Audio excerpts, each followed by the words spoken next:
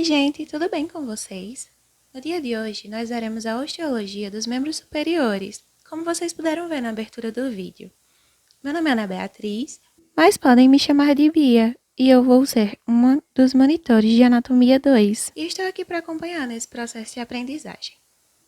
Antes de começar a aula propriamente dita, eu queria lembrar vocês que todas as imagens que a gente vai utilizar nesse vídeo são pertencentes ao acervo do Departamento de Morfologia da UFPB, e elas são destinadas exclusivamente para fins didáticos.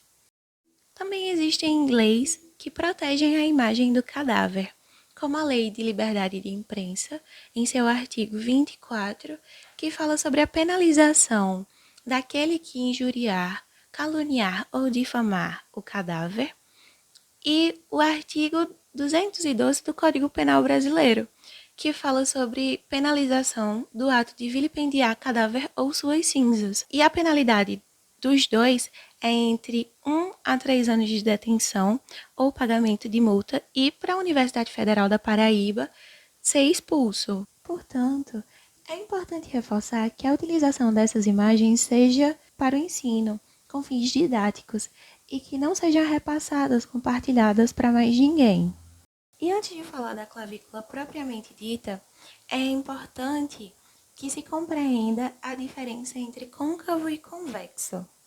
Como o próprio nome já fala, côncavo possui a cavidade e convexo é o lado oposto. Isso porque 1/3 do comprimento do osso é côncavo anteriormente, já os 2/3 restantes são convexos anteriormente.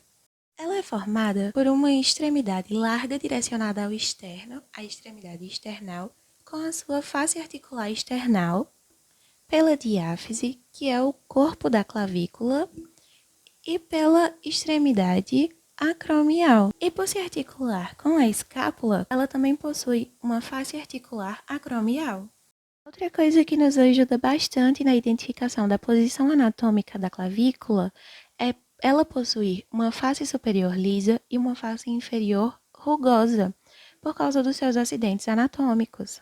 Dentre os acidentes anatômicos estão o tubérculo conoide, que serve de fixação para o ligamento conoide, a linha trapezoide, que é a fixação do ligamento trapezoide, o sulco do músculo subclávio, e a impressão do ligamento costoclavicular. Em se tratar da escápula, alguns autores a consideram um osso plano e triangular, cujas margens superior, medial e lateral são separadas entre si pelos ângulos superior, inferior e lateral.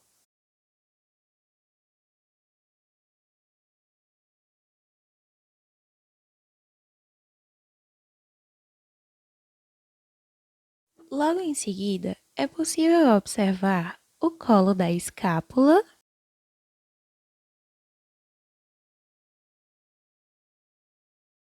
a face costal, que tem característica côncava, mas que recebe este nome porque está localizada próxima ao gradil costal, juntamente à fossa subescapular.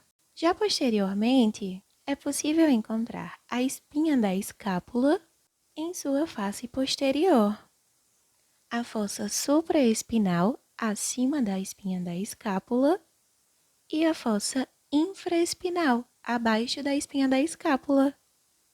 A espinha da escápula eleva-se em direção lateral e termina num processo achatado, que é o acrômio. Portanto, possui a face articular da clavícula e também possui o ângulo do acrômio.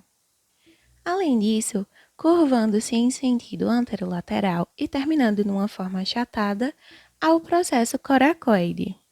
E, logo em seguida, temos a cavidade glenoidal com os acidentes ósseos, tubérculo supraglenoidal e tubérculo infraglenoidal. Para finalizar a escápula, na sua margem superior, encontra-se a incisura da escápula. O hômero é um osso longo, triangular, e é formado pela face anteromedial, pela face anterolateral e também pela face posterior. E ele possui as margens medial e lateral.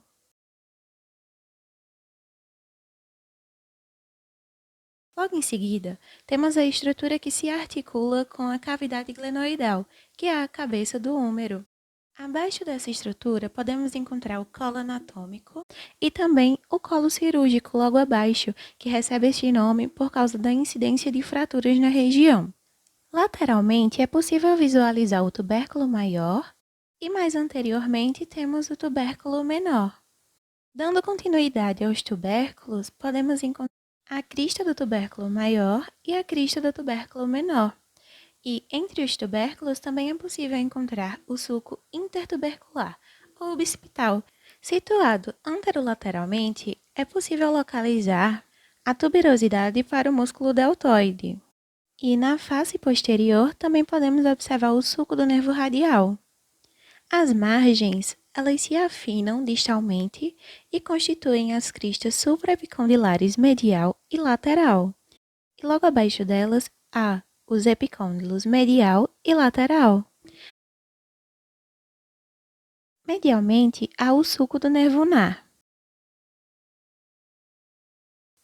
E então vemos o côndilo, que possui um conjunto de estruturas, como o capítulo, que se articula com o rádio, a tróclea, que se articula com a incisura troclear da una, a fossa coronoide, que recebe o processo coronoide da una, e a fossa radial. E na face posterior, temos a fossa do olecrano.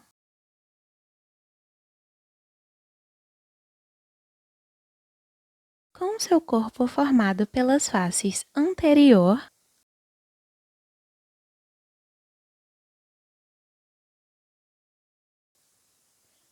posterior e medial, e as margens anterior,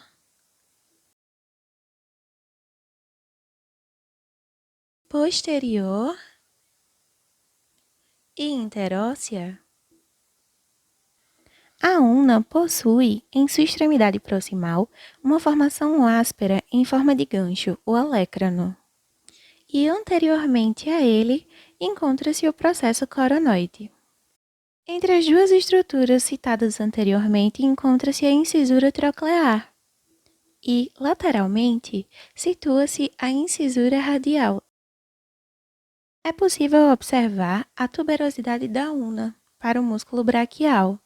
Além disso, como uma continuação da incisura radial, é possível localizar a crista do músculo supinador juntamente à fossa do músculo supinador. Já na epífise distal, é possível observar o processo estiloide da una, junto à cabeça da una, circunferência articular da una e a face articular da cabeça da una.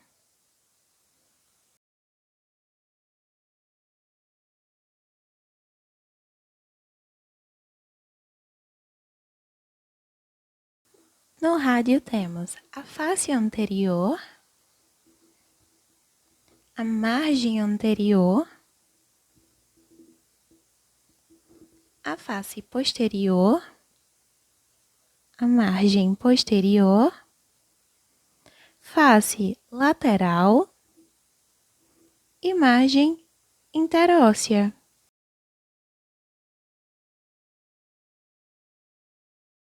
No rádio encontramos a cabeça do rádio,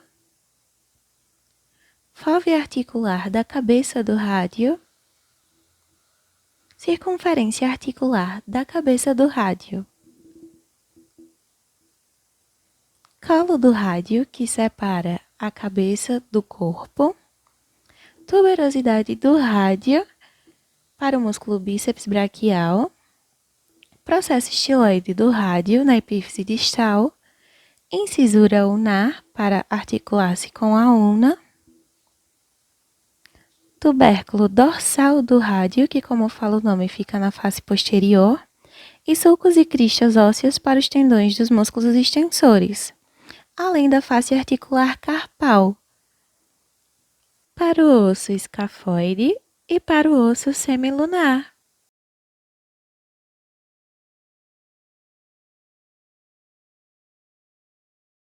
O carpo é formado por 8 ossos organizados em 2 fileiras de 4 ossos cada uma fileira proximal e uma fileira distal.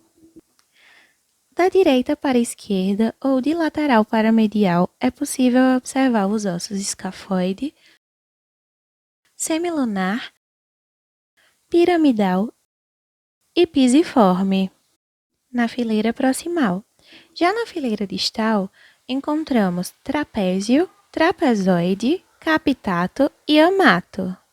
Ainda nos ossos do carpo, no trapézio, encontramos o tubérculo do trapézio, na face palmar, além de encontrarmos também o âmulo do amato, que tem um formato de gancho, também na face palmar.